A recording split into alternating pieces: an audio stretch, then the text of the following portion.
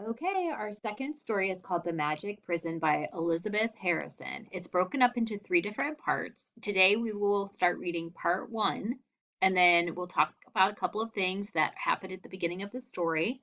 Then you'll continue and read the rest of the story on your own while working through your OMHS lesson.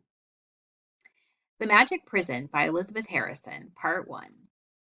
Little Harvita was born a prince. His father was king over a great land, and his mother was the most beautiful queen the world had ever seen. Prince Harwita was their only child. From the day of his birth, everything that love or money could do for him had been done. But his parents never thought of making the young prince care for anything but himself. He had never in all his life given up one of his comforts so that somebody else might have a pleasure. So, of course, he grew to be selfish. And by the time he was 5 years old, he was so very disagreeable that nobody loved him. So, let's pause now and talk about the characters that we've met so far. Who are the characters that we've met so far in this story? So far, we've had three characters introduced: little Harita, the prince, and his father and mother, the king and queen. Those are the three characters. Next, we're going to be focusing on what the conflict might be. So far in the story, what is the conflict that we've read about?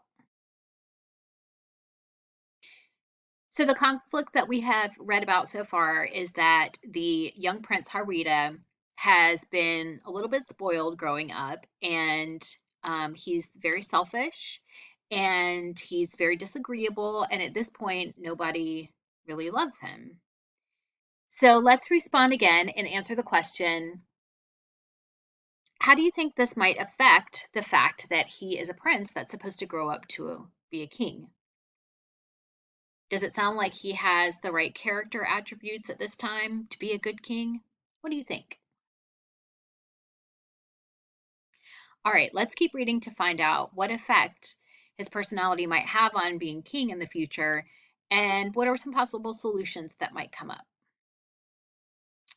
Dear, dear, what shall we do? Said the poor queen mother, and the king only sighed and answered, ah, what indeed? They were both very much grieved at heart, for they well knew that Harita, although he was a prince, would never grow up to be a really great king unless he could make his people love him. At last they decided to send for his fairy godmother to see if she could find a way to cure Prince Harita of thinking of nothing but himself. Well, well, well, exclaimed the godmother when they had laid the case before her. This is a pretty state of affairs, and I his godmother too. Why wasn't I called in sooner? She told them that she would have to think a day and a night and another day before she could offer them any help. But she added, if I take the child in charge, you must promise not to meddle for a whole year. So let's take a minute now and look at these two vocabulary words that we can find in the footnotes: state of affairs and metal. So when you come across these words in this particular text, they're purple.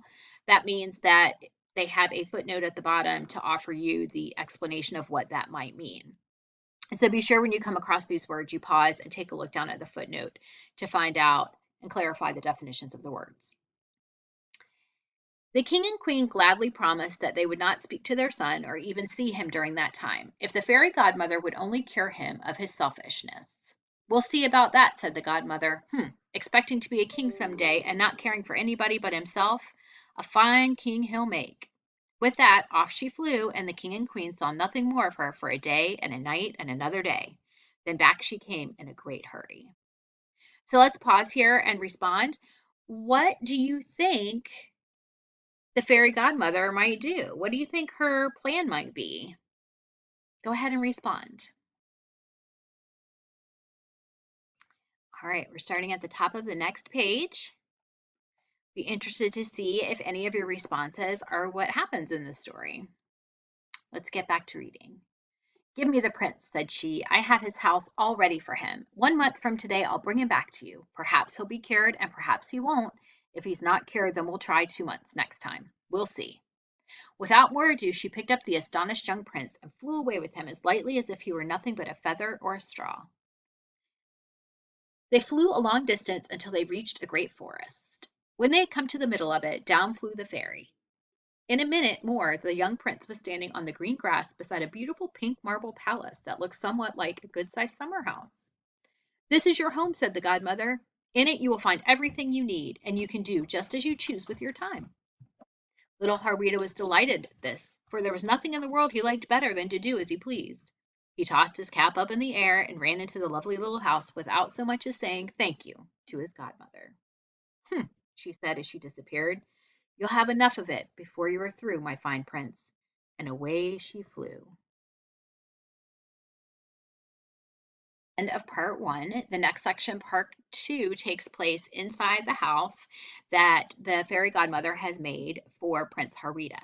So far you might be thinking, I'm not sure how this plan of hers is going to work if he's in this house that she built for him. That sounds like a very lovely house. And he is allowed to do, whatever he wants with his time, and he'll find inside the house everything he needs. So it's making me wonder a little bit here what her plan might actually be and if this is actually going to work. So keep reading to find out. See you guys soon.